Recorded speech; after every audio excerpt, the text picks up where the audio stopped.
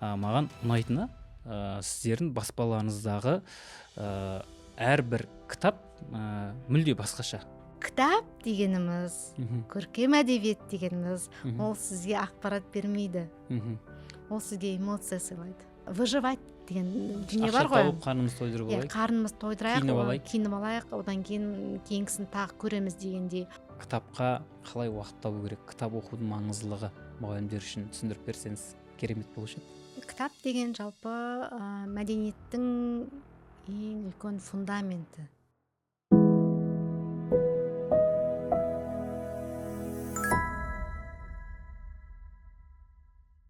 Бүгін оқымаған кітап ертеңгі қателік дегендей. Қайырлы күн, құрметті Дарын Teacher подкастының көрермендері. Бүгін бізде қонақта Степа World баспасының негізін қалаушы, білім мен кітап арқылы қоғамды өзгертуге мақсат еткен тұлға Райса Сайран Қадыр ханым. Қош келдіңіз. Бірден сұрағымыздан бастай берейік. Біздің алғашқы сұрағымыз бұл сіздің кітап баспаңыз ең бірінші балалар әдебиетінен бастаған. Неліктен балалар әдебиетінен бастадыңыздар? Неге үлкендер емес? Неге арнайы бір бақыттағы кітаптар емес? Неге балалар әдебиетінен бастадыңыздар? Жалпы осы баспа ісін бастайын деген үлкен себептерімнің бірі өз балаларыма арнап кітап болса, кітап оқытсам деген осындай мақсат болды. Көбіңіз білесіздер, жаңа кітап іздеп дүкендерге барған кезде, осы шамамен 10 жыл бұрын деп айтайықшы,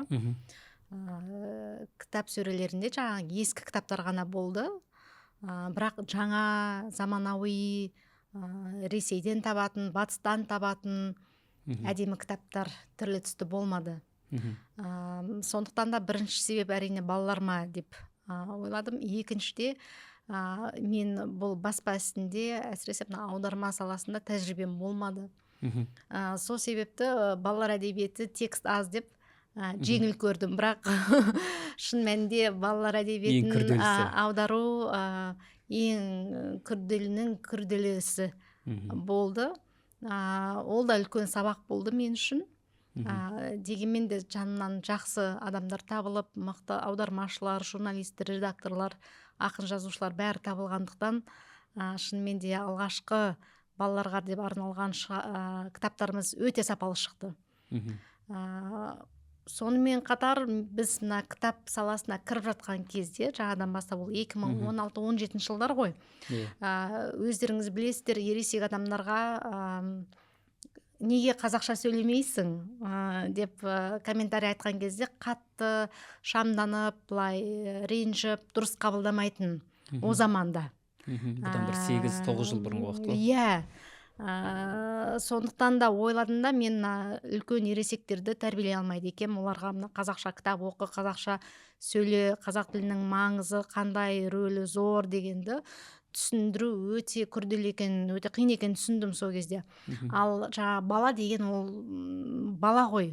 Ол таза, былай әппақ қағаз бір парақ деген сөз, оған дұрыс тәрбие, өзіңнің қазақ екеніңе мынандай мақтанышпен қарайтын, тіліңе деген құрметпен қарайтын, одан кейін жақсы жаңа қызықты білім беруге болады деген түсіндім.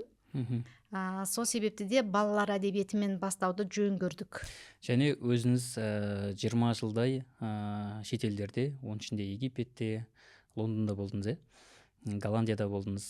Сол кездерде балаларыңызға ол жақта қазақ тіл кітаптар жоқ қой, ол жақта.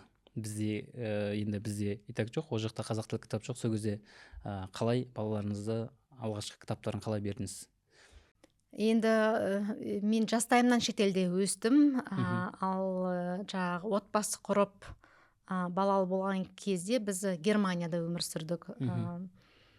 Ол кезде әрине қазақ кітаптарды, енді бар кітап жоқ болды деп айтпаймын, бірақ енді ертегілер, жаңағы Атамұра баспасынан Алматы кітап деген баспалардан шығатын бірнеше кітаптар бізде бар болды.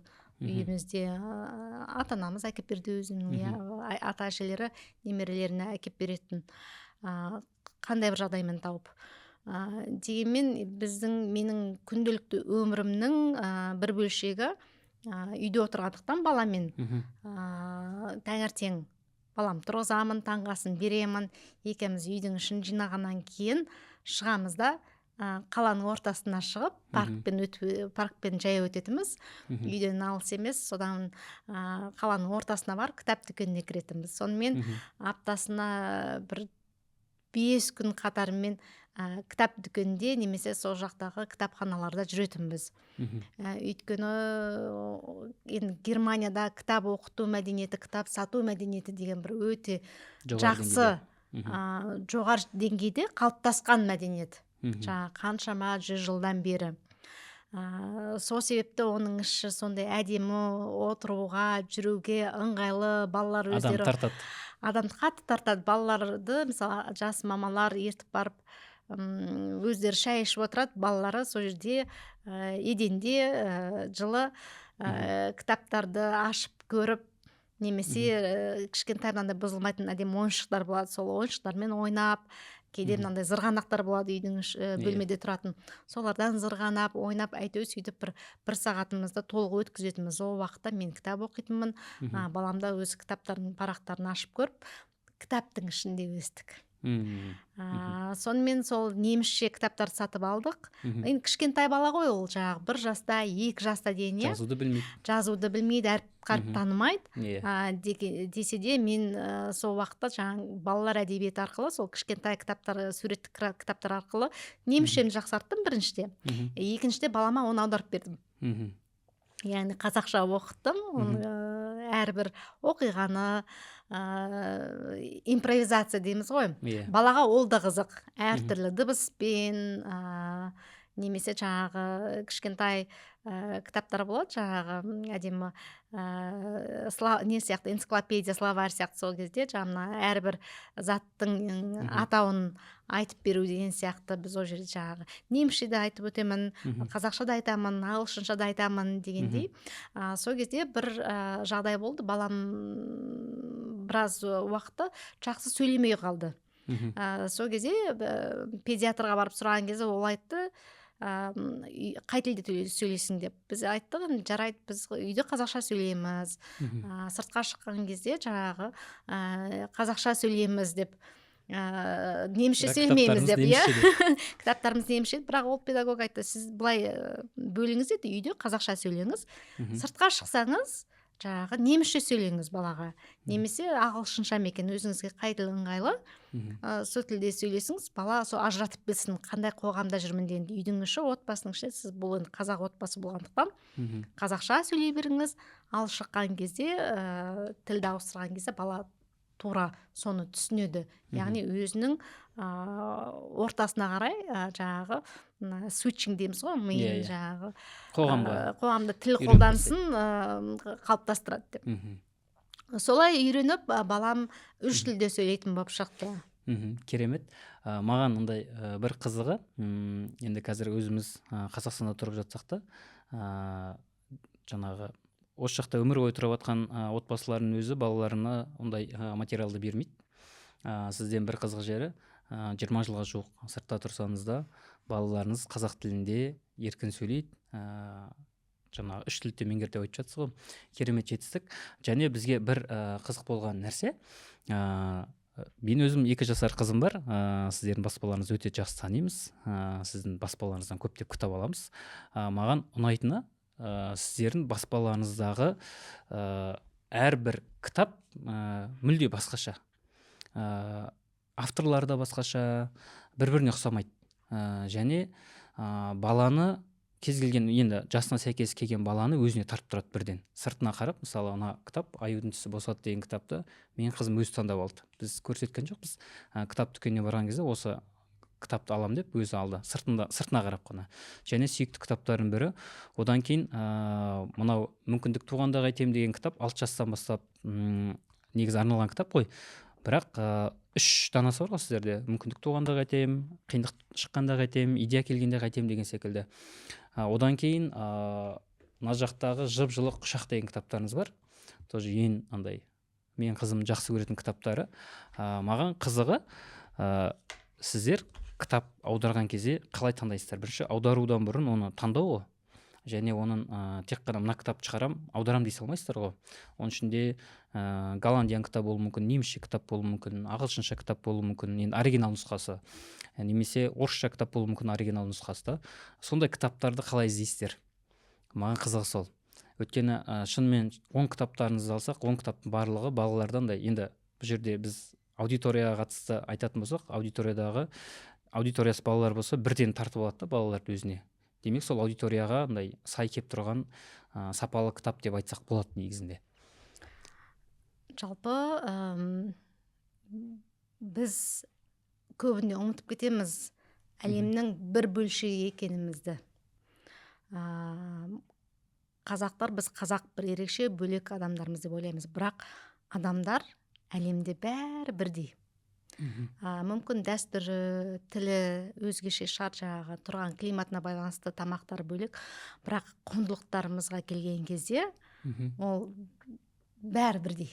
Жаңағы ішінде әртүрлі эмоциялар бар. Жаңағы анаға деген құрмет, ана мен баланың арасындағы байланыс, әке мен баланың арасындағы байланыс, махаббат болсын, достық болсын, әділеттікке ұмытылу. Бұда шекара жоқ. Ешбір шекара жоқ, бір ортақ адамзаттың құндылығы деп айтайықшы. Енді соның бәрін әрбір мемлекетте әртүрлі тәсілмен, жаңағы оқиғамен, әңгіме арқылы, сурет арқылы жеткізеді.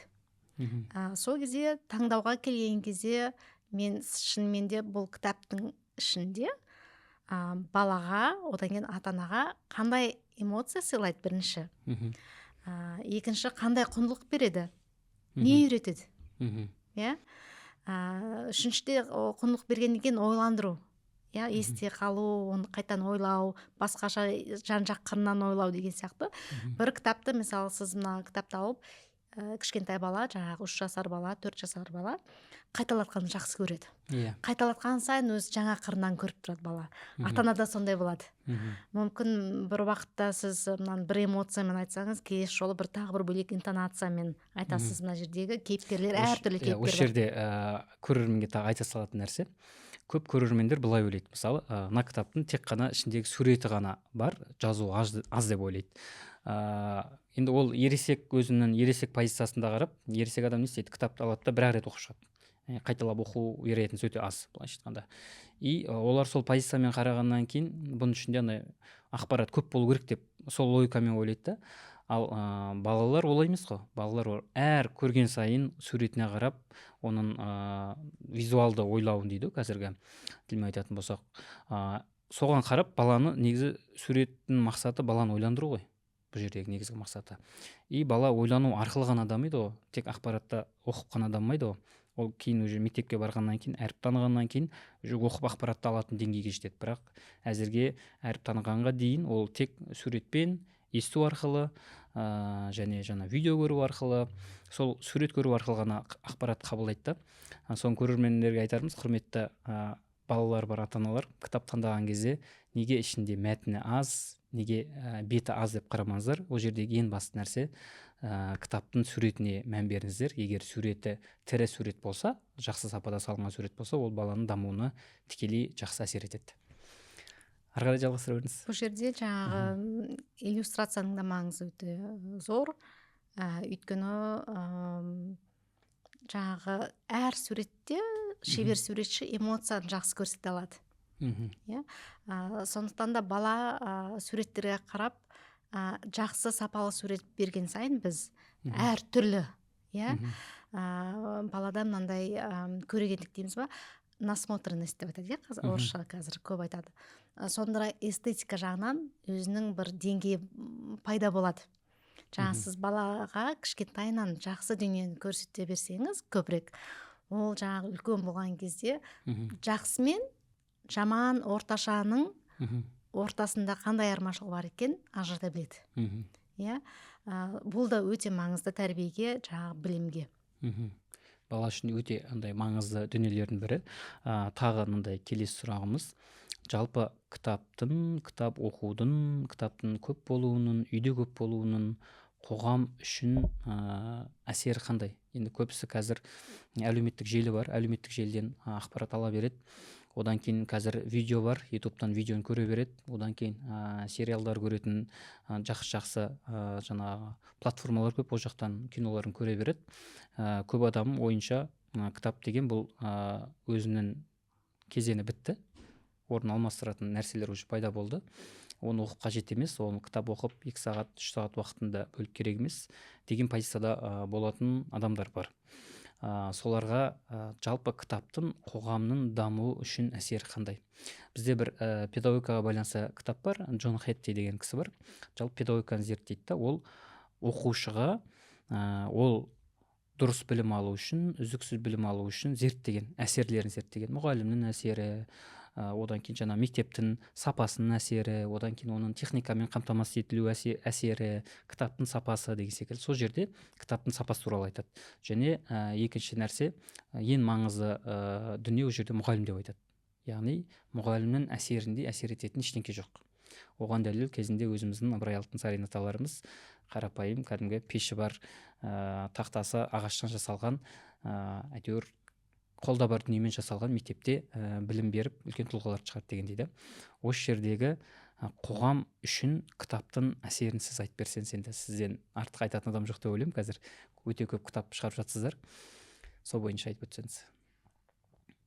Жалпы менің байқағаным соңғы жылдары Қазақстанда болсын, әлемде болсын, әрбір дүниенің, әрбір іс әрекеттің жылдам нәтижесін көру деген мынандай талап бар болып тұр да. Қазір жылдам, тез, TikTok сияқты көрдің 15 секундта шештің мәселені, жылдам ары өттің дегендей. Немесе қазір жылдам бүгін ақпаратты бере қой, бүгін мәселені шеше қой, бүгін осындай болып кетсең тезірек, бүгін ертең 1-2 күннің ішінде байып кет дегендей. Сондай тез нәтижеге жету. Қоғамда сондай қысым өте көп. Жылдам ақыл болып кет, жылдам бала таба сал, жылдам отбасы құрып бақытты бола сал дегендей. Әрбір іс әрекеттің артында өте ұзақ уақыт жүретін күрделі процесс бар екенін қазір көп жастар түсінбей жатыр. Қазір мысалы Инстаграмды көреміз, TikTokты көреміз, жаңа шум дейді ғой, өте көп ақпараттың тым көп болып кеткен кезде ақпарат көп, ал мынандай терең ой, қорыту өте аз болып кетті сол ақпаратты. Өйткені ақпаратты қысқа ғана береді. Толық бермейді. Жаңағы ішінен бір керекті деп 5 минуттық видеоны көрсетеді, 15 секунд. Кішкентай ғана бір қысқартқан версиясын береді да бізге, ал толық ақпаратты түсіндіріп айтпайды. Сол себепті де жаңа мысалы өте көп мынандай қысқа мерзімдік курстер болсын, әртүрлі бағдарламалар өте көп жүріп жатыр.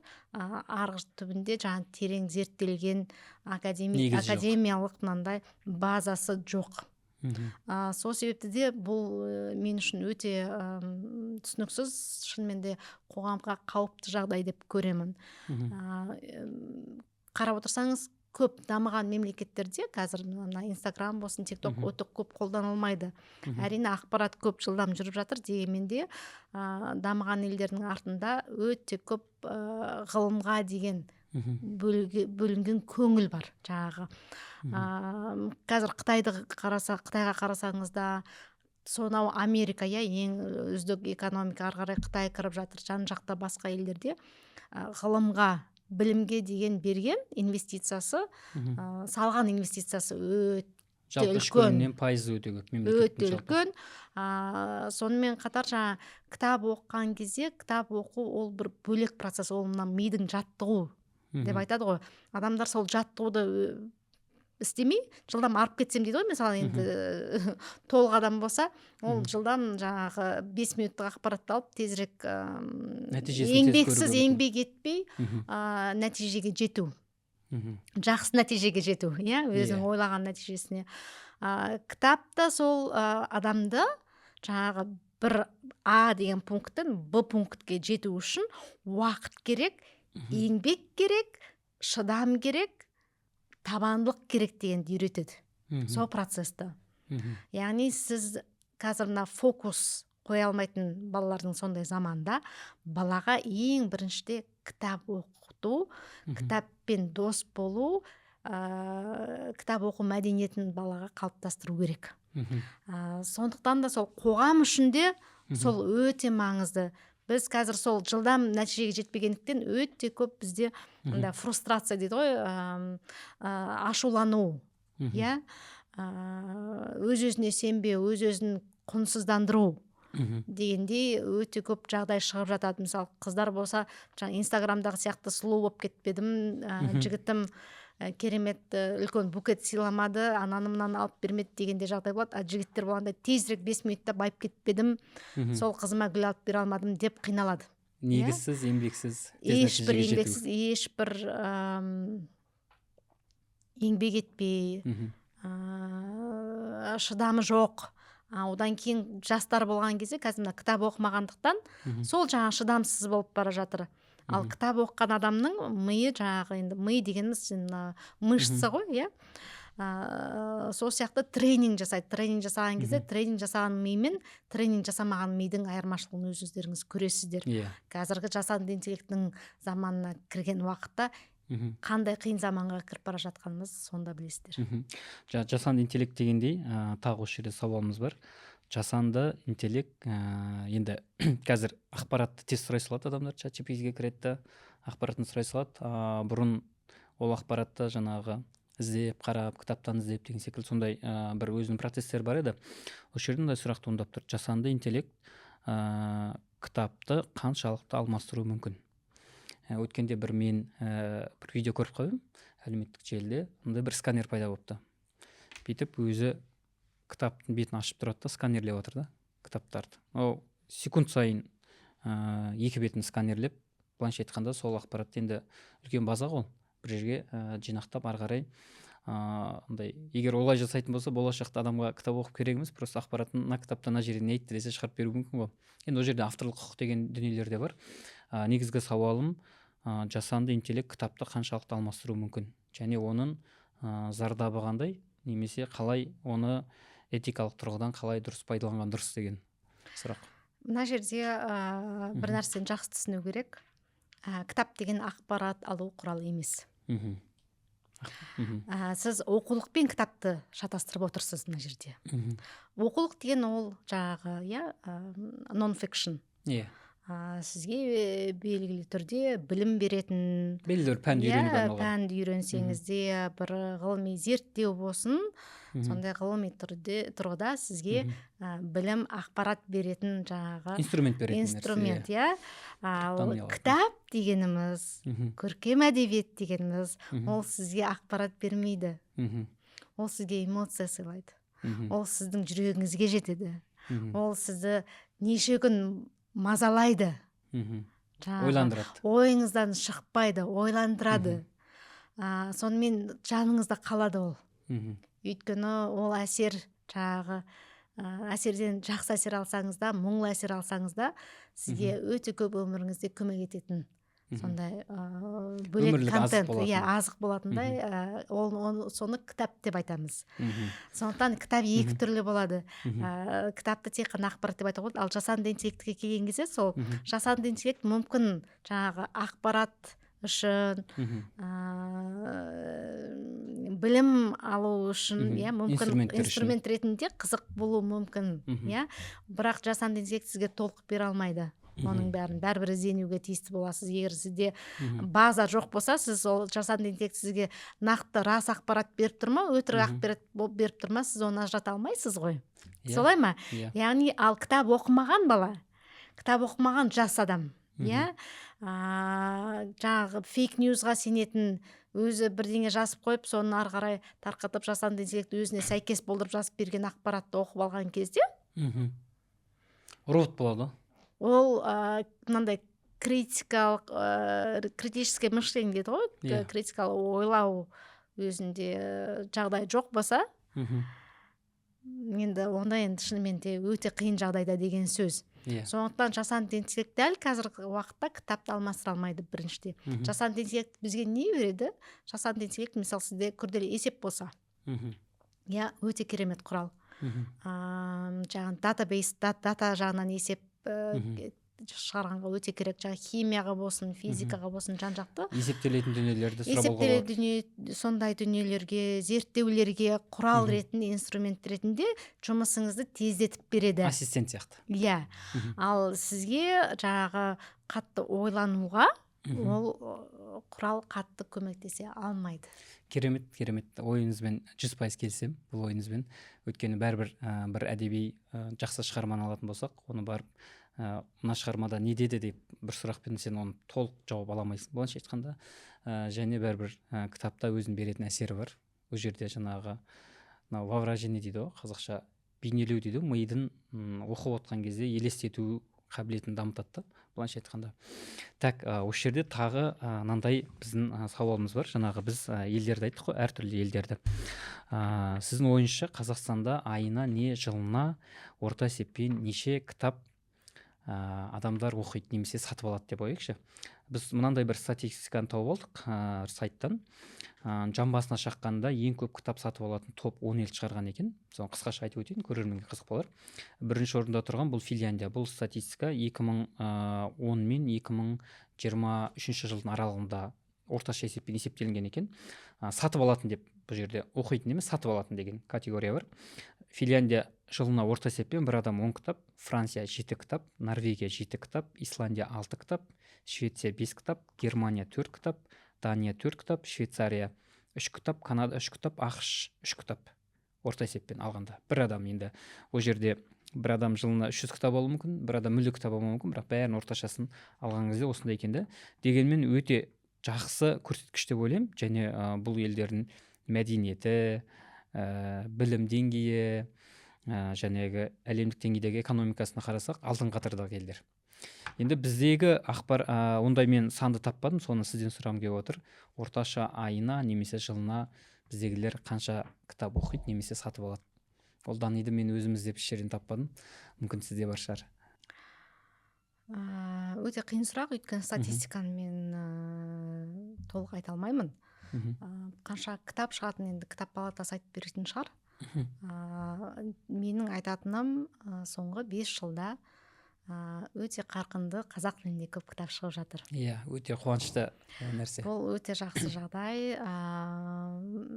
Енді кітап оқу мәдениеті, қазақ тілінде оқу мәдениеті жақсарып келе жатыр. Бұрынғы соңғы 20 жылды алған кезде жаңағы сол оқу мәдениетін біз жоғалтып алдық.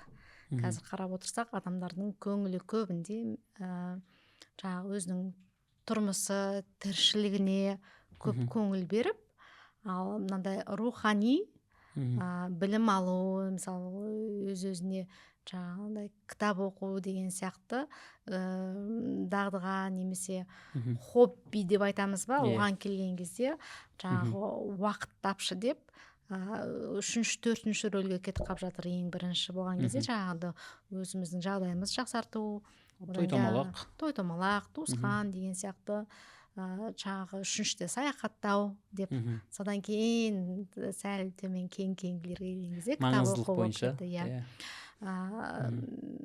Одан кейін жаңағы қазақ тілінде кітап оқу дегеніміз тағы сол жоғалтып алған бір үлкен мәдениет болды. Өйткені заманға ілесіп жақсы кітаптар қазақша шықпады. Иә. Қазақша жақсы кітап жоқ деп айтуға болмайды. Қазақша керемет әдемі көркем әдебиеттер бар, классиктеріміз бар. Бірақ адам ол классиканы күнде оқи бермейді ғой. Адамдар, жастар әсіресе өз заманына ілесіп отырып, жаңағы біз енді поп әуендерді тыңдаймыз ғой. Сол сияқты қазір мысалы мен өзім мысалы жаңағы Раймды, 91-дарды, әлемді тыңдаған жақсы көремін, иә. Сол сияқты менде әдебиетке келген кезде жаңа әдебиетті оқығым келеді. Я менің ішкі тербенісім не болып жатыр, қазір осы заманда қандай уайымдарым бар, қандай махаббат жайлы мысалы не білгімге, не оқығым келеді, эмоцияны сезінгім келеді, соның бәрі кітапта бар, заманауи кітапта бар. Иә. Ал ескі заманның кітаптарына келсек, сәл мынандай консервативный біздің ата анамыздың, ата әжеміздің замандағы кітаптар болып кетеді ғой. Иә. Оны да кейде түсінесің, кейде түсінбей қаласың. Енді 50 жылдан кейін жастар қазір біздің осы замандағы кітаптарда солай көреді. Дегенмен әрине классиктар, оны оқуға мәжбүрміз, тиістіміз, міндетіміз. Дегенмен де заманға сай әдебиет болу керек еді. Сол әдебиеттің бәрі шықпай қалды. Өйткені адамдар қоғамда ойлады, оған уақыт жоқ. Бірінші әрине экономикалық жағдайымызды, пайдалы емес, экономикалық өзіміздің жағдайымызды бірінші жақсартайық деген ойда ғана болды. Иә, выживать деген дүние бар ғой. Ақша тауып қарнымызды тойдырып алайық. Қарнымызды тойдырайық, киініп алайық, одан кейін кейінгісін тағы көреміз дегендей. Содан кейін қазақша кітап шығару емес, орысша тұр ғой, біз онсыз да орысша біліп тұрмыз. Жаңа сәл білімді, сәл ақшасы бар адамдар көбінде орыс тілді болды. Олар үшін интеллектуалды қоғам. Иә, интеллектуалды қоғам, олар үшін әдебиет оқу орысша біліп тұрғандықтан олар үшін қазақша оқу ол маңызды емес болды. Иә. Сондықтан да халық, қарапайым халықта оның бір бөлшегі екен деп ойлап қалды. Халық бірақ та бәрі орысша оқи бермейді ғой. Қателік сонда болды. Сондықтан да қазір біздің сол істеп жатқан миссиямыз осы халық, қазақ тілінде өсіп жатқан, қазақша оқитын халқымызға ең жақсы әлемде соңғы 20 жыл болсын, 20 жылдың ішінде шыққан ең жақсы әдебиетті қазақ тілінде жеткізу. Өте керемет миссия деп ойлаймын. Өйткені бәрібірде әлеуметтік желідегі алған ақпарат бөлек, ал жаңа өзіңіз айтқандай кітаптан алған және ол жаңағы шетелдік дамыған елдердегі өте жақсы пайдалы контенттерді алса, кішкентай баланың да ересек адамның да ол негізгі дамуына бір инерцияны өте жақсы береді деп ойлаймын. Кітаптан артық инерция беретін ештеңе жоқ деп ойлаймын. Енді мектептегі жаңа оқитын оқулығынан бөлек бәрібірде бала үшін өзінің жаңағы кітап не дейді, сөресі дейді ғой. Былайша айтқанда, кеше сіздің әлеуметтік желіңізден байқап қалдым, бірнеше күннен бері әлеуметтік желіңізде сондай бір челлендж жариялаған екенсіз. Историяңыздан көріп қалдым. Менің кітап сөрем деп көптеген адамдар салып жатыр екен. Өте керемет, қарап қызығатындай бір дүниелер көп екен. Енді жаңағы нәрсені жалғастыратын болсақ, енді бізде ең қоғам үшін ең негізгі тірегі дейміз ғой, қоғамның негізгі тірегі дейміз, жүрегі дейміз, негізгі діңгегі бұл мұғалімдер. Өйткені сол мұғалімдер барлық маман иелерін дайындап жатыр. Және ең алдыңғы орында былайша айтқанда жалауын көтеріп жүріп, даму үшін, кітап оқу үшін жалауды көтеріп жүретін бірінші сол кісілер негізінде. Және сол кісілер болу керек. Бірақ сол қазір мұғалімдер үшін кітап оқудың маңыздылығын айтып берсеңіз. Өйткені білеміз, мұғалімдер мектепте таңнан кешке жұмыста. Сабағын береді, үйіне келгеннен кейін жаңа үйінің бала шағасының жұмысы бар, одан кейін үйіне келіп тамақ ішіп болғаннан кейін ол ата-аналарға хабарласады, мен балама бүгін сабақ бүйтіп қапты, ана сабақта мынандай болып қапты, мүмкін біреулер жаңағы жалпысын айтып жатады дегенде ғой. Одан кейін мектепке барса, мектептің ішіндегі жаңағы әкімшілік мектептің жұмыстары бар деген секілді. Осындай аралықта кітапқа қалай уақыт табу керек, кітап оқудың маңыздылығы мұғалімдер үшін түсіндіріп берсеңіз керемет болушы еді. Қазір сол ұлтты тәрбиелейтін ең маңызды адамдар ұстаздар. Менің ата әжем ұстаздар болған. Солардың білім алу алғандықтан, олар білімді болғандықтан, одан басқа балаларға көптеген ұрпақ тәрбиелеп, осылай жақсылығын көрсеткен адамдар болғандықтан да бүгінде мен сіздердің алдыңызда отырмын осылай кітап шығарып. Ең ауыр жұмысты арқалайтын да ұстаздар. Иә, да қоғам үшін. Ең таяқ жейтін де сол кісілер. Иә, ең сол еңбегін көп құнсыздандыратын да сол мұғалімдерге өте көп көңіл бөліну керек. мұғалімдер біліктілігін көбірек арттыру керек, жаңағы профессиональный қосымша оқып жағдайларын жасап дегенде мұғалімға шынымен де мұғалім мен дәрігерлерге көбірек көңіл бөлсе мемлекет тарапынан керемет болар еді. Ал енді бір жақсы жағдай бар. Соңғы осы 3 жылда оқу ағарту министрлігінен осы қазақша кітап шыға бастағаннан кейін бәрі осы процессті жақсы деп жөн көріп, оқуға құштар мектеп деген жақсы бағдарлама жасалып басталған болатын. Соның арқасында қаншама көп қазір кітаптар мектептерге таратылып жатыр. Бұл да мемлекет тарапынан деген өте үлкен қолдау, өте ең жақсы дұрыс орнын тапқан бағдарлама деп ойлаймын. Енді кітап жетіп жатыр ғой, енді кітапты қалай балаларға оқытамыз дегенде жағдай бар ғой. Мысалы бізде жаңадан шыққан шетел әдебиет бар. Жарайды, қазақ классиктерінен ұстаздар біледі оны, бәрі оқыған, енді жатқа біледі деп айтуға болады. Ал енді шетел әдебиеті болсын, жаңадан шыққан заманауи әдебиетке келген кезде менің біздің жақтан біз не істей аламыз деген кезде біз ұстаздарға жаңағы оқу нұсқаулығын жасап бере аламыз. Бұны да істеп жатырмыз, ақырындап сәл жете алмай жатырмыз, дегенмен нұсқаулықты толық ұстаздарға беруге тиістіміз. Бірінші жаңағы баспа үй ретінде. Өйткені ұстаз ол кітаптың бәрін оқып үлгермейді. Дегенмен ұстаздарға екіншіде жаңағы беретін кеңесім, бізде бір жақсы кітап бар, таң шапағаты деген.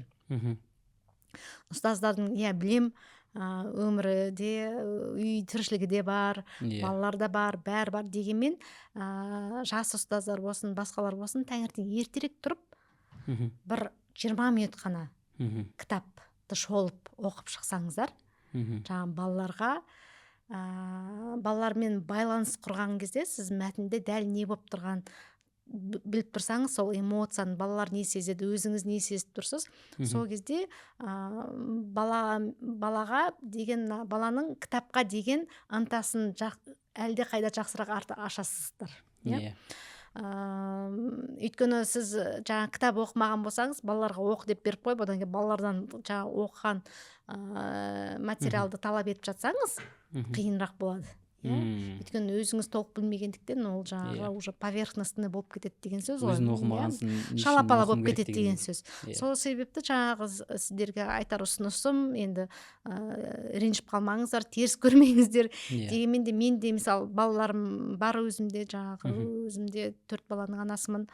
Уақытым шықпай қалады кітап оқуға, бірақ кітапты жақсы шолып шығу үшін, түсініп үшін мен ертерек тұрып, азанда тұратын уақытымнан сәл бір жарым сағат ертерек тұрып, өзім тыныш, ешкім жоқ, бәрі ұйықтап жатқан кезде тыныш бір 30 минут, 20 минут болсын кітап оқуға тырысамын. Сол да сізге ұстаздарға жақсырақ әсер беретін шығар деген ойдамын. Мынандай бір сөз бар, жақсы мұғалім өзі де оқушы болудан жалықпайтын адам дейді.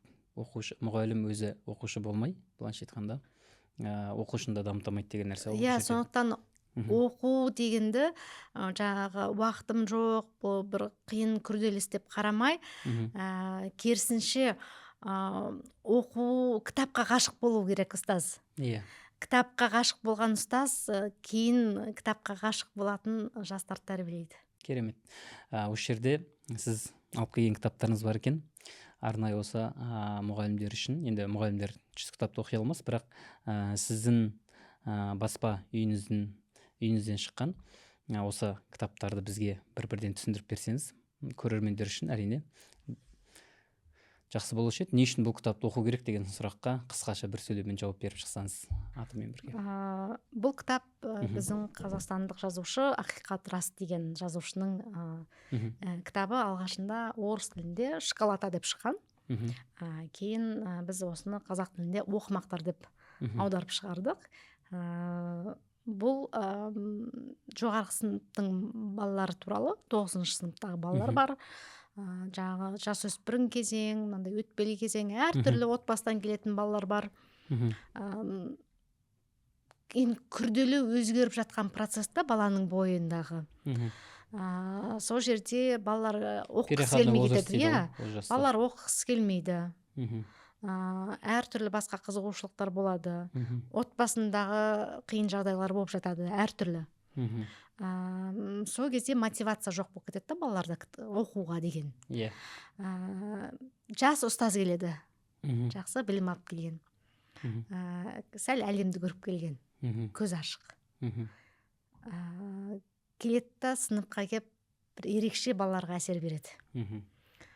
Сол кезде балалардың сол ұстазға қарап бой түзеп өзгергені, жақсы жаққа қарай өзгергені туралы осындай бір әдемі кітап. Бұл енді балаларға арнап шығарған деп айтады, бірақ мен бұл кітапты шын мәнінде педагогтер оқысын деген ниеттемін. Сондықтан ұстаздарға ең бірінші ұсынатын кітабым осы. Керемет. Келесі кітабыңыз өзіміз оқығымыз келіп кетті сіздің айтқаныңызға қарап. Жаңағы мынау жазады, оқымақтар немесе сабақ оқудан ләззат алудың жолы дейді. Керемет. Күшті офер. Екінші кітабымыз бұл сериялық кітап. Энергияның сыры. 12 сериядан тұрады. Энергия туралы, биология туралы, басқа әртүрлі пән жағынан осындай ақпарат беретін нон-фикшн кітап. Бұл ұстаздарға өте әдемі құрал. Өйткені мына жерде тұтас біз бәрін, бүкіл процесті, физика, химия болсын, осы энергияға байланысты бәрін қазақшалап қойдық. Одан кейін бұл кітап неге ерекше деген кезде, бұл Оксфорд University Пресстің кітабы. Яғни бұл кітапты нағыз ғалымдар жазған кітап. Танысып аудардыңыздар.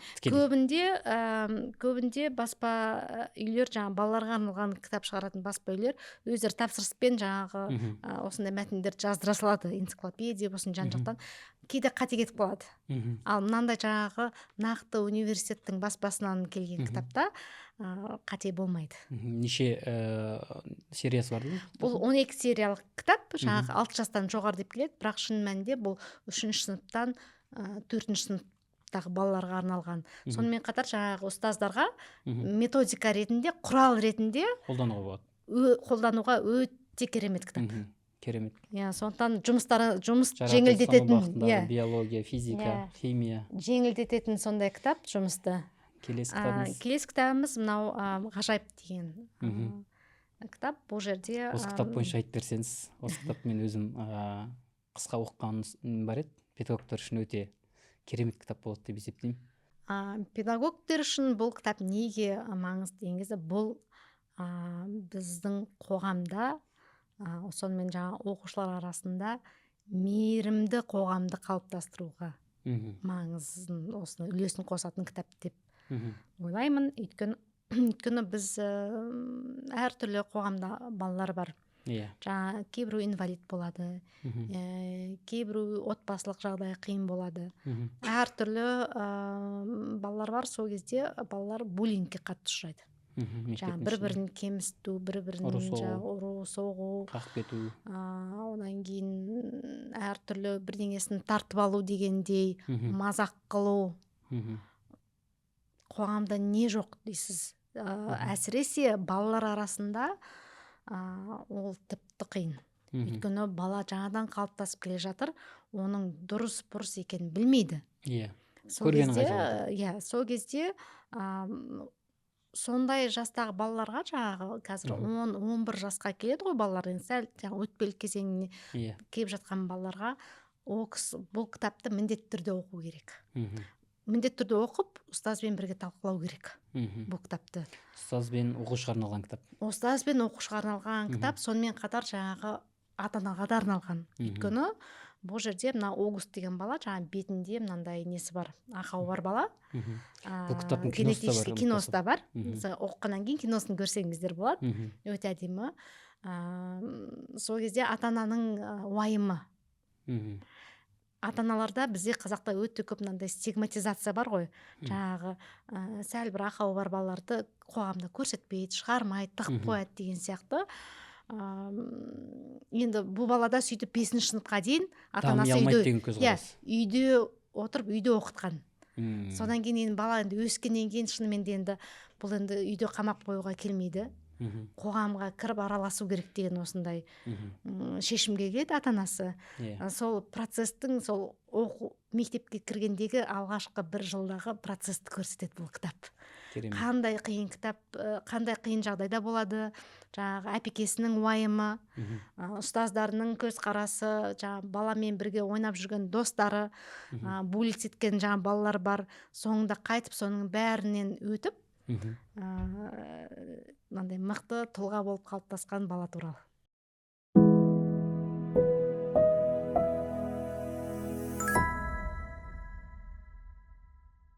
Осы жерде мен ұстаздарға айтатын, осы кітапты міндетті түрде бір рет, 2 рет түскі ас ішпей, сол ақшаңызды экономдасаңыз, осы кітапты алуға болады. Каспиде бар ғой бұл кітап? Каспиде бар. Мен жаңа егер мектептегі кітапханаларыңызда жоқ болса, талап етіңіздер. Мүмкін кітапханаға алдырып, сол жерден тегін алып оқысаңыздар да болады. Керемет, бұл кітап өте маңызды. Мен өзім оқып шыққан оқырман ретінде осы кітапты әр педагогтың прямо үйінде тұру керек, оқу керек, ешкімге оны сыйлап жібермей өзінде ғана болу керек деп есептеймін. Себебі бұл кітапты ойлаймын, бір жылына бір рет, бір оқу жылының басында бір рет оқып шығып, оқуға деген бір оқу жылының алдында бір әдемі инерциямен оқу жылын бастаса, ары қарай оқу жылының соңына дейін энергия ұстап тұратын кітап деп есептеймін. Келесі кітабымыз Ханс Энстенбергердің «Сан құбыжық» деген кітабы. Бұл неміс тілінен біз аудардық. Жаңағы математиканы етінен жек көретін балаға арналған кітап деп айтады. Енді балалар әртүрлі болады. Гуманитарийде жүретін балалар, математика жақсы көретін балалар, математиканы түсінбейтін балалар деп бөлінеді ғой. Енді математиканы жақсы түсінбейтін балаға бұл кітап енді шынымен де керемет кітап. Менің бірінші үлкен балам болғанда, мысалы, математиканы өте жақсы көретін, жақсы түсінетін, зерек бала, жұтып ала салатын бәрін. Екінші балам ондай емес. Екінші баламмен математиканы жаттату керек, дос емес, қашады деген сияқты, толық түсіне алмайды, жайырақ қабылдайды да ақпаратты, мысалы, білімді. Сол кезде біз екеуміз отырып осы кітапты оқыдық. Осы кітапты оқығаннан кейін санды көру, сан деген бір керемет бір дүние деп қарай бастады. Екіншіде санның құбылу дейді ғой, жаңағы қосылу, көбейтуі, амалдарын орындау, бәрін көрген кезде бұл математика деген тек қана қосып алу, бөлу деген мынандай бір құры механический білім емес. Бұл кәдімгі өнер, үлкен өнер, мәдениет дегенді түсіндіретін кітап. Сондықтан шынымен де математиканы жақсы көретін ұстаздар болса, осында оқып, осының ішінен бір жақсы методикаларын көріп,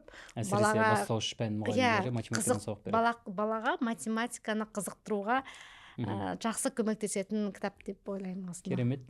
Келесі кітабымыз қандай? Келесі кітабымыз енді балалар арасында, бастауыш мектептегі балалар арасында хит болып жатқан кітап «Итбас» деген. Бұл кітапты мен неге алып келдім деген кезде, бізде қазір қоғамда жаңа фокус жоқ. Кітап оқығысы келмейтін, кітап оқудан қашатын, телефонда отырасын, тек қана YouTube-дан көре берсем деген сондай балалар көп. Менде де бар ондай бала. Таңнан кешке дейін кеткісі келе беретін. Сол кітап оқығысы келмейді, кітап оқудан жаңа оқи алмаймын деп қорқады, қашады. Соларға арналған осындай комикс кітап. Керемет. Бұл кітап нені үйретеді деген кезде, бұл кітаптың диалогтары өте жеңіл, күлдіргіге толы, бірақ дегенмен жаңа әділеттікке жету, достық, мейірім сияқты өте көп ішіндегі сюжеттер бар. Бұл ұмытпасам бірнеше сериясы бар кітаптың. Бұл жалпы 10 сериялық кітап, қазақша 4 сериясы шығып отыр. Ары қарай келесі жылдар жалғастырамыз, бұның ары қарай сериялар шығады. Бұл Америкада жаңа шетелде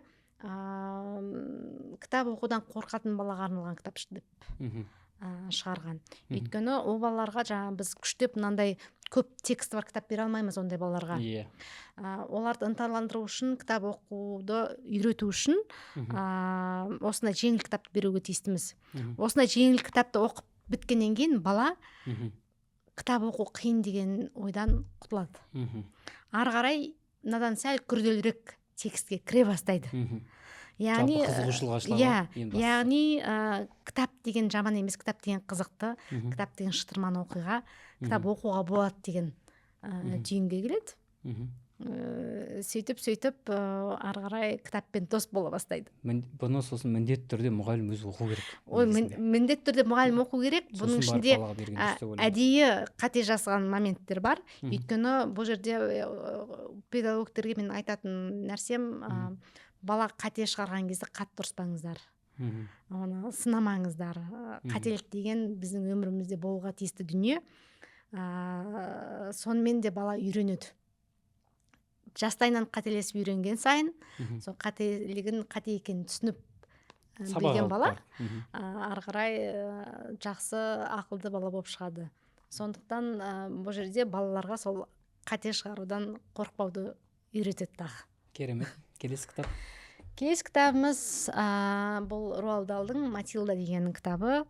Бұның да бірнеше осы не дейді, дизайндағы бірнеше аудармасы бар, бірнеше сериясы бар, Руалд Дал жалпы Англияның ең үздік, ең мықты авторларының бірі, балаларға арналған әдебиеттегі.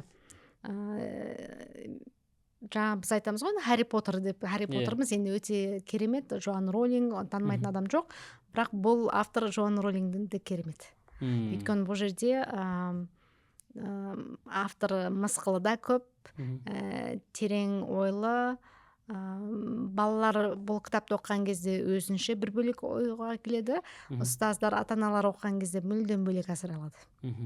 Бұны жаңа балалар мен ата-ана, ұстаздарды үшеуіне де толық оқу керек кітап. Бір шоколад фабрикасы деген бір кітап. Чарли шоколад фабрикасы, басқа жаңа Түлкі мырза деген жаңа кітабымыз шықты, осы Руалд Далдың. Осы автордың 10 кітабы бар. Биылғы жыл 5 кітабы шығып жатыр. Өткен 2 жыл бұрын біз 5 кітабын шығарғанбыз. Мен сол шоколад фабрикасын оқып шықтым. Шоколад фабрикасында өте тәрбиесі мол, жақсы мен жаманды ажыратуды үйрететін сондай кітап. Ал мына кітап болған кезде білімге құштар баланың ішіндегі күш қуаты туралы көрсететін осындай бір әдемі кітап бар. Мына жерде жаңағы ата-анасы материалистік, ақша қуған ата-анасы бар. Матилда деген бала кішкентайынан зерек болады, кітап оқығанды қатты жақсы көреді. Кітап оқиын деген кезде ата-анасы, әкесі ұрсады, сен кітапта несің бар, телевизор көр дейді.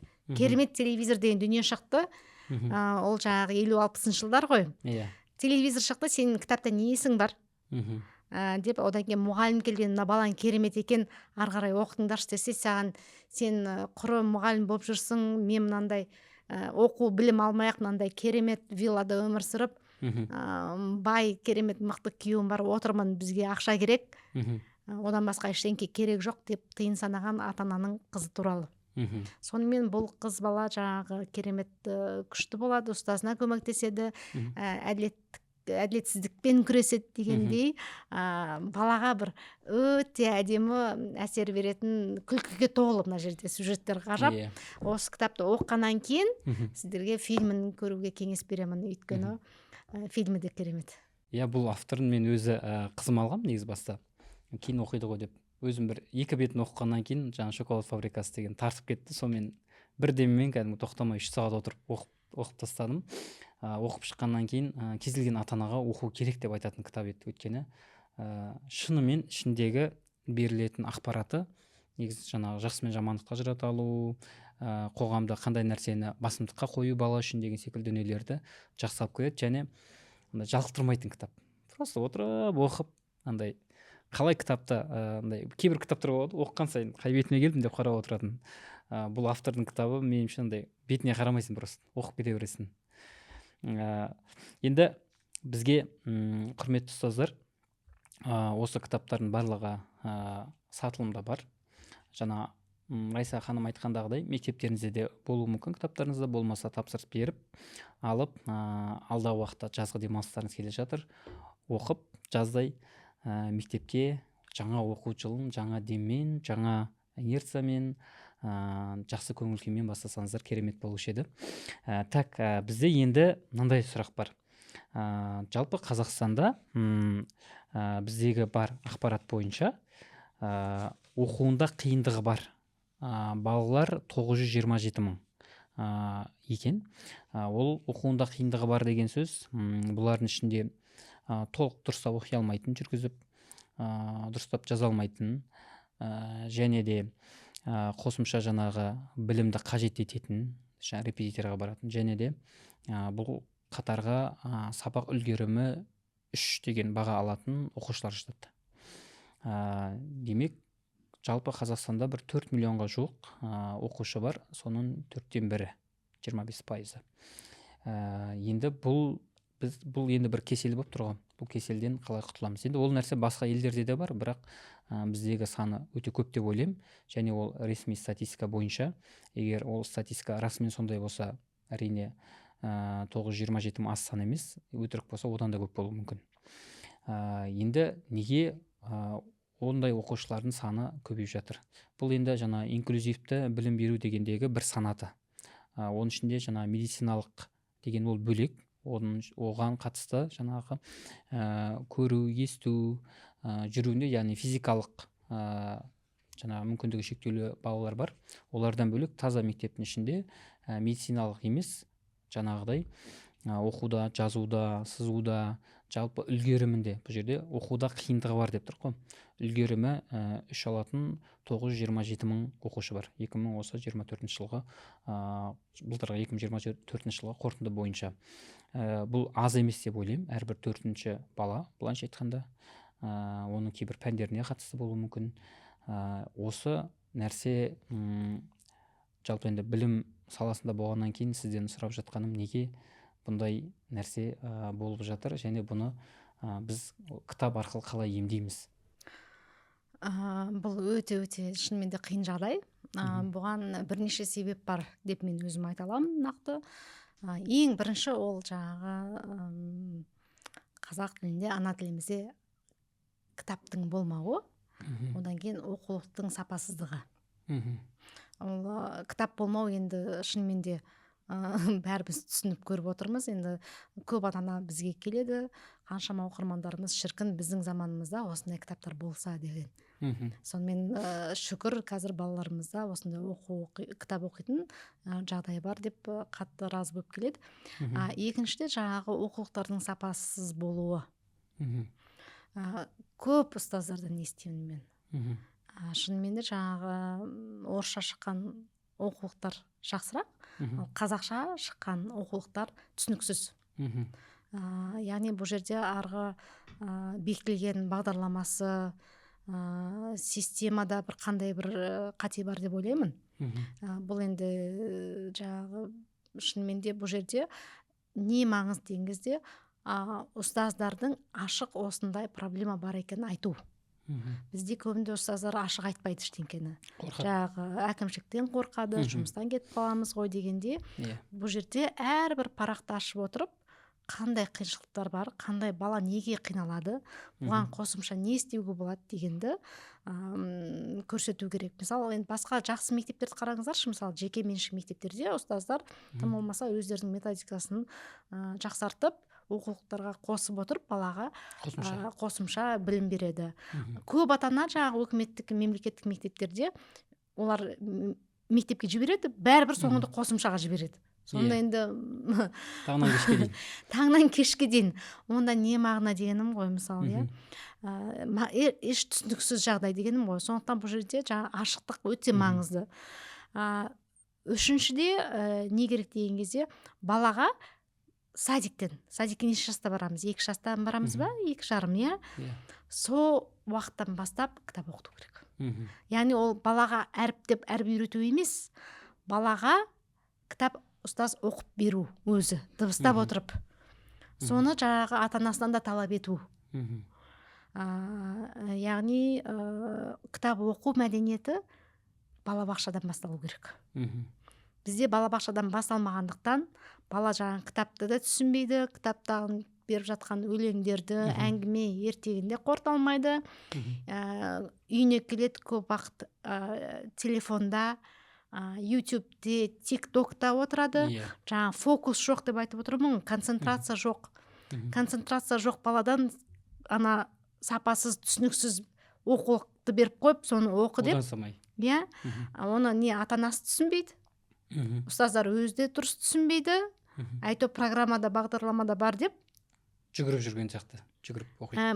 Міндетті болғандықтан солай айтып бүйтіп бір өткізеді. Жағдай бар ата-аналар қосымшаға жіберіп отырып, баласының миына құйып, ары қарай жаттатқызып өткізіп жібереді.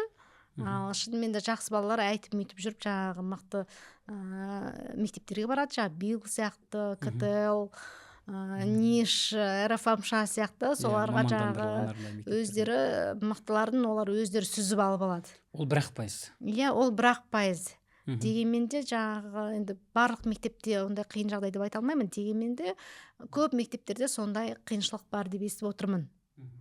Сондықтан да енді бұйырса күнде ұстаздар сіздердің жаңағы осы жағдайды бәрін түсіндіріп, ең бастысы жаңағы критика айта беру емес, шынымен де конструктивті шешім беру. Яғни сіз мықты ұстаз болсаңыз, осылай жақсартсақ дұрыс екен деген шешім беріп жасасаңыз, қорықпай содан.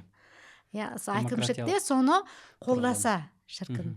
Өйткені в конце концов дейміз ғой, енді бәрібір түбінде ол пайда балаға келеді.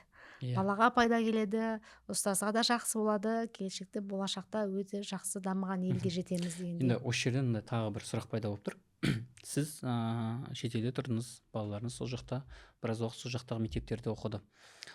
Сол жақтағы жаңағы мектеп оқулығы мен біздегі оқулықтың айырмашылығы бар ғой, сол туралы айтып берсеңіз. Сол жақтағы оқулық, енді мен өзім көрген оқулықтардан бұдан 2 жыл бұрын біз Голландияға барған кезде оқулықтарын көрдім.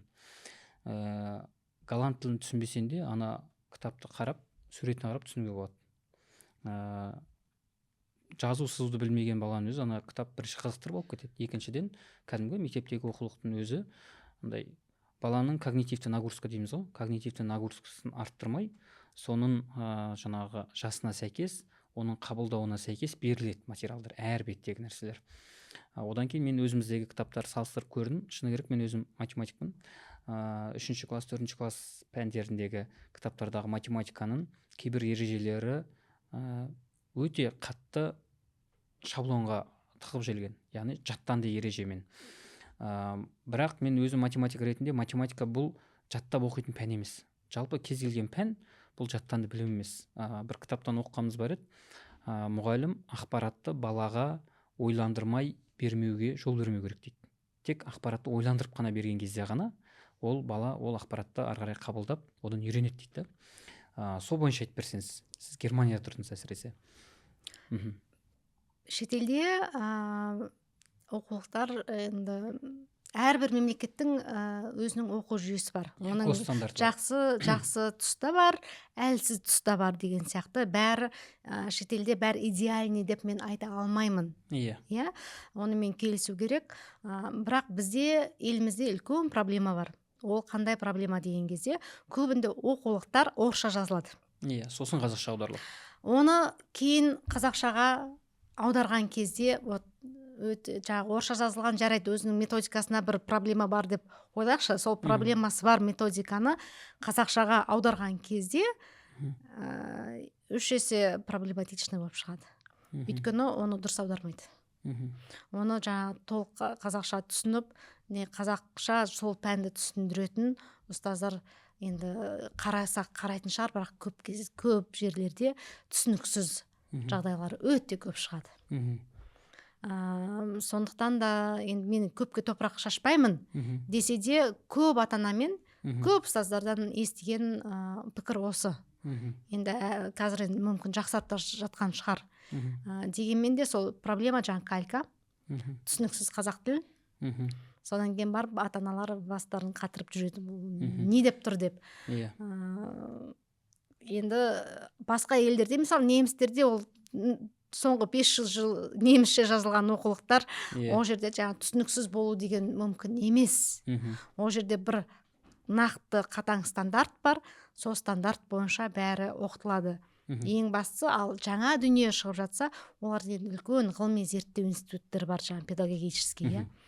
Содан сөзіліп өтіп барып өтеді ғой, өйткені ол жерде жаңағы бұның бәрі халықтың төлеп отқан салықтың ақшасы ғой. Солай ма? Салықтың ақшасын неэффективно, сапасыз дүниеге салу, ол енді үлкен қылмыс болады. Сондықтан да ондай дүниеге өте қатаң қарайды. сонымен де оқулықтар сапалы болады. Және иллюстрация жағынан алатын болсақ, шынымен мындай енді кейбір енді профессионал мамандар айтуы мүмкін, кітапта жоқ суреттің болуы маңызды емес деп айтуы мүмкін. Маңызды. Мен өзім мен математик ретінде айтайын. Енді математика күрделі пән дейміз ғой. Кез келген нәрсені визуалды тұрғыда балаға сол салынған сурет баланы ойландырмаса, онда оны ол текстпен оқып, және жаңа сіз айтып жатқандағыдай ішіндегі нәрселер бар. Жаңағы орысшадан аударылатын нәрсе бар. Оны бала когнитивті нагрузка қатты түсіреді ол. Ал сол нәрсені ол тек иллюстрациясын көре алса былай, ол суретке қарап мәтін оқыған кезде тез ақ түсінеді. Мынау мына нәрсе туралы айтылып жатыр екен ғой деген дүние бар. Рас. Ол енді методистіге байланысты ғой, ол жерде отырған жаңағы организатор қалай үйлестіріп шыдап тұр деген сияқты ақпарат бар, жаңағы білім беріп отырған бір ақпарат бар. Соны қалай визуалды түрде бере аласың, визуалды жаңағы иллюстратор, ол да жаңағы мына материалды бала қалай қабылдайды деген түсіне білу керек қой, иә. Соның бәрін үйлестіру шебері зор, сондай мықты маман болу керек та, ар жағында тұратын бәрін үйлестіретін. Және осы жердегі нәрсе, бұл енді бізде кітап шығару госстандартты академия береді, Ыбырай Алтынсарин академия негізгі стандарттарын, бірақ оны ары қарай баспаға шығарып, кітап қылып жазып шығаратын бөлек жеке мекемелер ғой, ешқандай мемлекеттік емес та. Мен осы жердегі негізгі ойым, мүмкін болашақта ол нәрсе іске асады деп ойлаймын. Негізгі оқулықтарды, мектеп оқулықтарын жеке бермеу керек деп ойлаймын. Мектеп оқулықтарын, иә. Өйткені ол жерде бәрібір бизнес деген нәрсе бар ана жақта. Ал бизнес болғаннан кейін олар кітаптың жұқа шыққанын қалайды, себестоимосты аз болғанын қалайды. Өзіңіз кітап шығарып отқан білесіз ол нәрсені. Және оған мемлекеттен бөлінетін қаржы бар, ол жердегі коррупциялық мәселелер бар, пайда табу керек деген нюанстар бар. Солардың бәрін ескерген кезде кітаптың сапасы былайша айтқанда соңғы орынға түсіп қалады. Бәріне көпке топырақ шашпаймын, сіз айтқандағыдай кейбір кітаптар бар, кейбір пәндерде бар, өте жақсы жазылып шығып жатқан. Бірақ егер біз топ 50 елге кіреміз десек, топ 30 елге кіреміз десек, онда оны өте жылдам уақытта мемлекеттің еншісіне қайтарып, және өте мықты жаңағы иллюстратор дейміз ғой, сондай мықты мамандарға алып, өте андай бір кітап, меніңше ойлаймын, 2 адам 3 адам қолынан шықпау керек автор ретінде. Мен ойлаймын, бір кітап, егер баланың кітап дегенде жаңа оқулық деп ойықшы, балаға оқытылатын бір оқулық кемінде 10 адамның келісімімен, оның ішіндегі жаңағы бірнеше иллюстраторлары бар, оның ішіндегі бірнеше авторлары бар, оның ішінде жаңағы редактурасына қарайтындары бар, оның ішіндегі негізгі содержаниясына қарайтын бар. Мысалы математика болса, сол математика өзінің содержаниясына қарайтын кемі бір 10 адамнан құралған командамен шығу керек деп ойлаймын. Тексеріспен. Сол кезде ғана ол ана баланың қолына барған кезде, қаншама бала ол кітапты алған кезде, сапалы кітапты алған кезде, меніңше ойлаймын, ары қарай мұғалімнің оны сондай қызықтырып та қажет емес, кітаптың өзі баланы ары қарай тартып алып кетеді. Бірақ ол енді бір ғана фактор, негізгі нәрсе. Және ол біздің енді білім саламыздағы енді қазір көрсетіп жатыр ғой. Мен бүгін пизаның несін алып келдім, көрсеткішін, 2022 жылғы көрсеткішін алып келдім. Сол жерде оқу сауаттылығынан біз 61-ші орында екенбіз. Математикалық сауаттылықтан біз 46-ші орында екенбіз. Және жаратылыстану ғылым саласынан, о жағынан біз 49-ші орында екенбіз. Ең азы оқу сауаттылығынан тұр, 61-ші орындамыз. Мен ойлаймын, бұл көрсеткіштер тікелей мектептің ішіндегі кітаптың сапасының төмендігі деп ойлаймын. Бір фактордың бірі. Екінші фактор мұғалімнің сапасының төмендігі деп ойлаймын. Одан кейін уже басқа нәрселерге кете береміз. Және алдыңғы орындағы мемлекеттер расымен алсақ, Жапония бар, топ 3-те тұрған, оқу сауаттылығынан Сингапур бар, Ирландия бар, және жаңа Финляндия бар, Эстония бар, топ 10-ға кіретін, ақш бар, Канада бар. Шынымен о жақтағы кітаптарды қарасақ, бала түгіл өзіміз мектеп бітіріп кетсек те, қайтта мектепке оқығың келетіндей бір ощущение береді. Бізде егер көріп тұрған көрермендер болса, жоғары жақта кісілер болса, ескереді деген ойдамын. Және осы жердегі тағы мынандай біздің бір сұрағымыз бар. Қазақ тілі оқырмандардың сұранысы қандай қазір кітапқа? Қандай жанрдағы, қандай бағыттарды көп сұрайды сіздерден енді? инстаграмға жазатын, ватсаптан сұрайтын, мына кітапты аударсаңыздар жақсы болатын еді, немесе мына бағытта көбірек жазсаңыздар деген секілді. Мен жалпы өзім болжам бойынша ойлаған болатынмын, жаңағындай өзін дамыту, қаржылық осындай кітаптар жақсырақ өтетін шығар деп, иә. Бірақ біздің өзіміздің баспамыздағы жағдайды қарасақ, көркем әдебиетті біздің халық шынымен де сүйіп оқиды екен. Сондықтан көркем әдебиеттің ішінде әртүрлі жанрлар бар. Бәрін оқығысы келеді.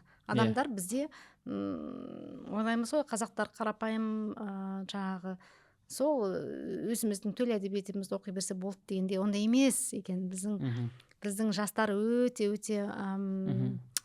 қызығушылығы жоғары, білімпаз дейміз ба, иә, трендтен қалғысы келмейтін, жаңа дүниеге өте жақсы қабылдайтын сондай оқырмандарымыз сондай, әсіресе біздің баспада. Соларға арнайы бізде ең жаңағы әлемде шығып жатқан ең әдемі хит болып жатқан қандай кітап бар? Әсіресе көркем әдебиетте соны ұсынуға тырысамыз. Әлемде болғанда қазір мына Европада көбінде мына детектив, триллер деген сияқты, қазір мына политический триллер дегендер өте жақсы оқылып жатыр. Оған әлі келе берген жоқпыз біз, бірақ біз ойлаймын, сондай кітаптарды шығарсақ, шынымен де қоғам жастары оқиды деп, қызығып оқиды деп. Жақсы, керемет. Тағы мынандай бір кітаптарыңызды өзім оқып шықтым оқырман ретінде. Харука Муракамидің Норвег орман деген кітаптың аударған екенсіздер. Бір деммен 2 күнде оқып шықтым. Өте керемет кітап.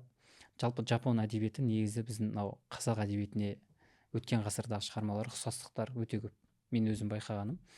Жалпы енді Азия халқы болғаннан кейін мәдениеті, кейбір жаңа дәстүрлі ұстанымдары бізге жақын ғой, жапондардың ұқсастықтары өте көп.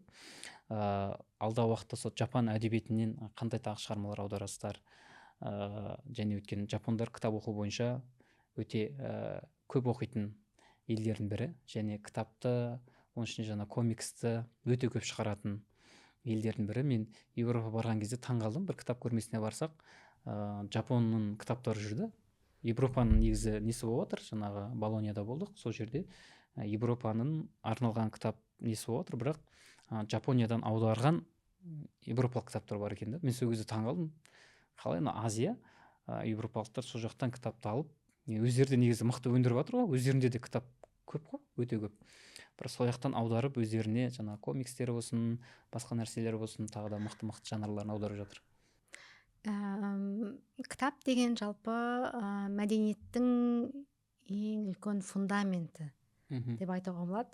Кітаптан біз фильм жасаймыз, кітаптан біз театрда қойылымдарды қоямыз. Кітаптан қазір Netflixте сериалдар шығып жатыр. Сол сияқты кітап деген әрбір мемлекеттің өзінің мәдени айнасы. Кітап біздің қазақша соңғы кезде кітабымыз аз болған, сол біздің мәдениетке толық көңіл бөлмегенімізден. Кітапты әлемде басқа мәдениеттер түсіну үшін әлемнің ең жақсы дамыған елдері болсын, дамымаған ел болсын, бәрі қызығып қарайтындықтан әрбір әлемдегі мемлекеттерге солардың мәдениетін түсіну үшін жан-жақтан кітаптарды аударады өз тіліне. Мен мысалы өзім Монғолиядан келдім, иә. Сол жақтан көшіп келген қазақпын. Енді сіз сол кішкентай Монғолияға барып қарасаңыз, 3 миллион халқы бар. Енді не түрлі кітап бар ғой. Монғолдарда. Монғол тіліне аударып қойған. Сол жапон әдебиеті, кәріс әдебиеті, Қытай әдебиеті, Европаның әдебиеттері тұр. Француз тілінен аударған, неміс тілінен, ағылшын тілінен, түркше, арабшадан аударған кітаптар бар. Яғни сол моңғол халқы аз ғана саны бар, иә, қарапайым халық, соны білгісі кеп шөлдеп қызығып соның бәрін оқып тұтынып тұр, ойлаңызшы. Керемет. Біз сонда неге Европада сондай? Европада біздің қазақ әдебиетін оқығысы келеді. Біз осыны алмай отырмыз. Қазақшадан ағылшынша аудармай отырмыз. Иә, Немісше. бізден мысалы жаңағы ағылшын тілін аударған Зира апайымыз бен Лилия Калаустың жазған Бату мен оның хикаялары деген әдемі шытырман балаға арналған 3 сериялық кітап бар. Ол біздің Харри Поттербіз деген сөз. Иә, сол Amazon Publishing ағылшын тіліне аударып шығарды.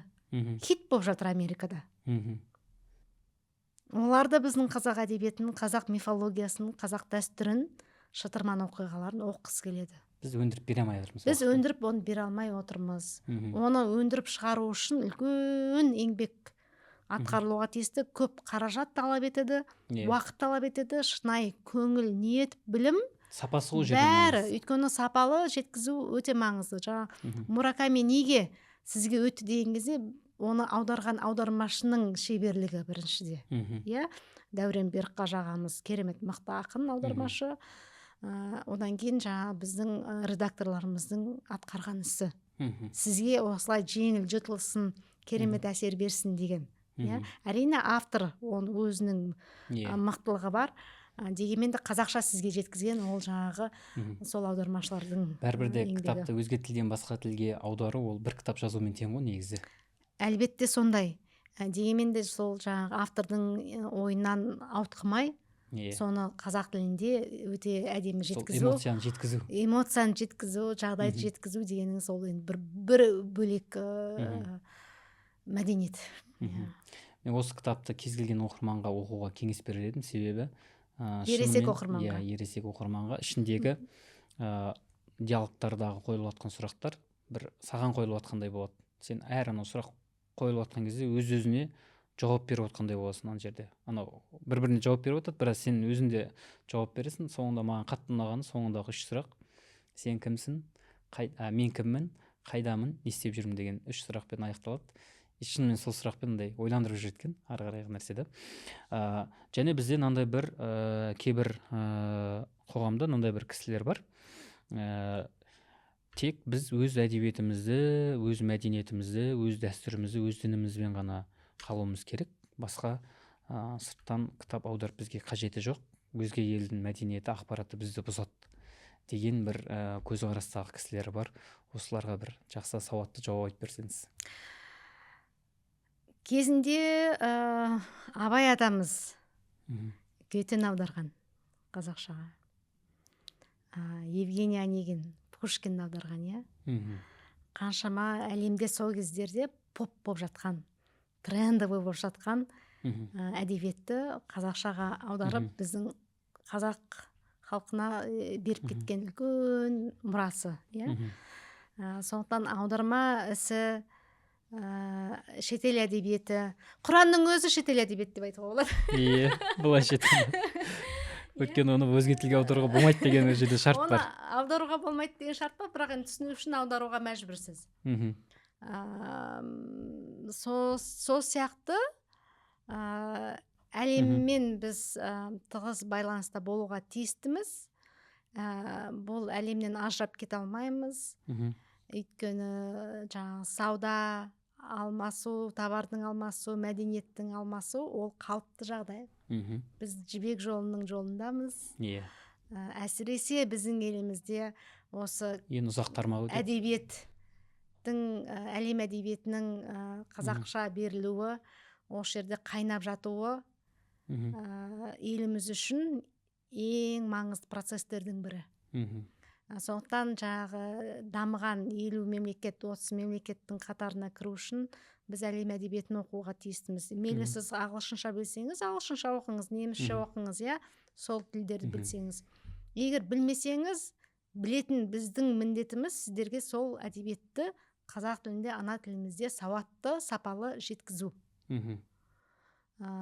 Сапасыз жеткізу деген кезде ол сол дәмі жоқ болып кетеді, бірақ соның шамамыз келгенше дұрыс жеткізу. Әлем әдебиеті бізге әлемге деген терезені ашып береді. Қазір біз айфон қолданамыз. Иә. Айфонды біз қазақтар жасап шығарған жоқпыз. Бірақ қолданамыз. Бірақ қолданамыз. Шетелдің ең әдемі машиналарын алып мінеміз. Мгм. Иә. Киімдерін киеміз. Киімдерін бәрін киеміз. Бренд заттың бәрін тұтынамыз. Духи, мейкап бәрін Иә. жағып қолданамыз, солай ма? Сол кезде жаңағы әдебиетін қолданбай қалу Мгм. ол дұрыс емес, бірақ мен идея қайдан келіп тұр деген түсінемін. Біздің өзіміздің төл әдебиетімізді оқу маңызы зор дегенді өте жақсы түсінем. Өйткені біз мына деколонизация процесін жүріп жатырмыз. Соңғы қаншама жылдары біз сол қазақ әдебиетінде ұмытып кеттік. Жастар білмейді көбі. Иә. Иә. Олар қазір білу міндетті. Оларға оқытуымыз керек.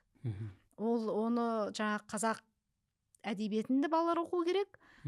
Кейін әлем әдебиетінде қатар өз ана тілінде қазақша оқу керек. Және сіздер сондай нәрселерді көптеп аударсаңыздар керемет болады. Иә, Құдай қазір қуат 150-ге берсе. жуық кітаптарыңыз бар, иә? Қазір 150-ге жуық кітабымыз бар. Енді оның бәрі күрделі үлкен мынандай қалың бетті кітап деп айта алмаймын. Арасында жұқа кітаптарымыз да бар. Дегенмен біз әр кітабымызға ерекше көңіл бөлеміз. Сапалы шықсыншы деп. Өйткені қазақта енді ұят деген дүние бар. Одан кейін мына кітап ұрпаққа қандай тәрбие береді, қате кетіп қалсақ қайттық деген жауапкершілігіміз өте жоғары болғандықтан шамамыз келгенше кітапты асықпай шығарамыз. Керемет. Осы жерде тағы бір маңызды сұрақ қойғым келіп отыр. Мұғалімдерге және ата-аналарға арналған кітапты қалай тұрақты түрде оқуға, әдетке айналдыруға бір, қазіргі тілмен айтсақ, лайфхак дейді ғой. Сол бойынша айтып берсеңіз, кәдімгі күнделікті әдетке айналдыру деген енді күнде оқымаса да айына әйтеуір. Қараңызшы, бала дейді, бала күніне 10-15 минут кітап оқыса, жылына қанша мың парақ оқиды дейді. Не жылына қанша миллион, дәл есімде жоқ, бірақ бір күн мен жазып қоймын, 2 миллионнан көп сөз, сөйлем оқиды деген сөз екен. Ол өте маңызды. Яғни отыра қалып бір жолда бір кітап оқу маңызды емес. Отыра қалып 10 минут толық концентрация болып кітап оқу, ол сол енді ең үлкен жеңіс деп ойлаймын. Ол енді мүмкін ұстаздар жаңа сыныпта, класста отыра қалып өздеріне кітапты алдына қойып дыбыстап оқыса тіпті керемет. Балаларға да, иә, және құрметті мұғалімдер көріп отырса, және ата-аналар болса, балаларына бірге оқу. Бірге оқу, міндетті түрде бірге оқу. Бұл жерде жаңа ата-аналар былай ойлайды, мен балама кітап алып берсем болды, ол өзі оқып кетеді деген нәрсе. Онда жоқ, өйткені мен өзім ата-ана ретінде, кішкентай қызым бар ретінде білем, оған кітап әкеліп бергеннен ол оқып кетпейді, бірақ қызығады. Ал онымен бірге оқысан, ол шынымен оның дамуына, жаңағы тілінің шығуына, толық сөйлеуіне, сөз қорының көбеюіне тікелей әсер етеді. Және кітап оқу арқылы балаға бұл жерде қандай сұрақ қою керектігі сол жерде оқып отқанда пайда болады. Мүмкін түсін сұраймыз, мүмкін мына жерде не ойлап тұр, мына сурет қандай мағына білдіріп тұр, мына жерде не алуға болады деген секілді бала өзінің ойындағы нәрсесін айтып шығарады деп ойлаймын. Өйткені қазір көп балалар, ата-аналар әсіресе сотка беріп қояды, және одан кейін 11-ші классқа болған кезде мына бала оқымайды деп жүреді. Немесе жаңағы 1-ші сыныпқа барған кезде мына баланың әлі тілі шықпады, жаза алмайды, сыза алмайды дейді. Оның бәрінің негізгі катастрофа бірден пайда болып тұрған жоқ қой. Оның барлығы туылған кезден басталып, және құрметті ата-аналарға, ұстаздарға айтарым, бала кітапты сызсын, жазсын, бәрібір ең маңыздысы оның дамуы негізінде.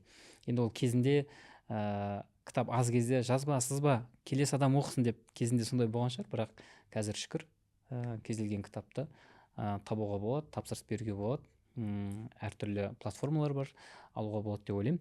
Және осы жердегі Абай атамыздың әдемі сөзі бар ғой, бала тәрбиесінің бір ғана жолы бар, ол үлгі болу дейді. Бұл жерде мұғалім және ата-ана үлгі болса, егер өзі оқыса, онда бала соның қасына келіп өзі оқиды деп ойлаймын. Және біздегі мынандай бір соңғы сауалымыз бар. Өзіңіздің топ 3 кітабыңызды айтып берсеңіз. Аудиторияға, бізге қызық. Өзіңіздің топ 3 кітабыңыз. менде Қиын сұрақ әрине, өте бірақ қиын сұрақ, мен оны Иә. іріктеп айта алмаймын, бірақ дегенмен жаңағы біздің баспадан шыққан топ 3 кітапты айтып өтсем болады. Мгм. Әрине ол бірінші балаларды қызықтыратын, өзіңіз де оқысаңыз болады, ал Харри Поттердің Мгм. сериясын оқысаңыздар шынымен де керемет. Мгм. Мүмкін кейін жазушы болсаңыз да жаңағы сол жердегі тәсілдерді көріп үйреніп алуға Өте дұрыс. мықты популярный кітаптың бірі. Иә. Мгм. Екінші, сіздерге жаңа ұстаздарға мына дәстүр, стратегия, лидерство дейді ғой, мына сол жағын өз-өзіңізді тұлға ретінде ары қарай дамытқыңыз келсе, Мгм. содан кейін өз-өзіңіздің жаңа идентикаңызды жақсы танып алғыңыз келсе, мына бізде соңғы шыққан бөр тотем деген кітап бар. Мгм. Қытай жазушысы Зияң Рун деген жазушының шығармасы 30 жыл бойы жазған.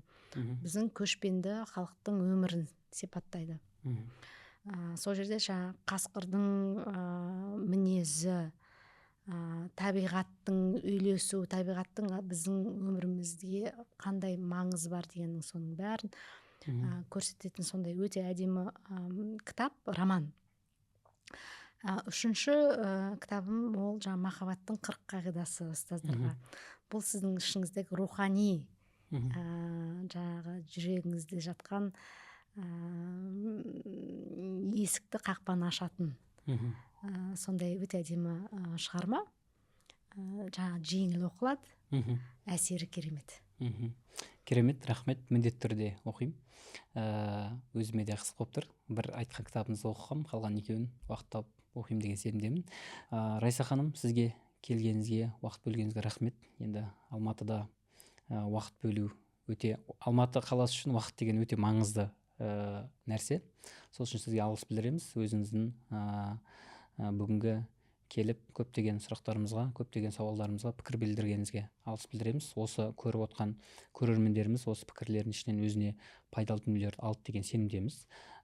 Және бүгінгі жаңағы шығарымызды көрген көрермендеріміз міндетті түрде кітап оқымай жүрген кісілер болса, осыдан кейін кемінде бір кітап сатып алып оқуға алғашқы қадам жасайды деген ойдамыз. Бүгінгі біздің мақсатымызда жалпы мұғалімдерді дамыту, жалпы мұғалімдерді дамыту арқылы қоғам дамыту.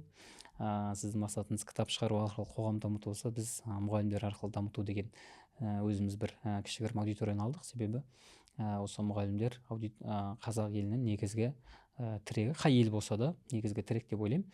Соңын аяқтаймыз. Сонымен құрметті ұстаздар, құрметті көрермендер, уақыт бөлгендеріңізге рахмет. Соңын осындай бір сұрақпен аяқтағымыз келіп отыр. Егер сізден оқушыңыз сіз соңғы рет қандай кітап оқыдыңыз десе, қалай жауап берер едіңіз? Рахмет.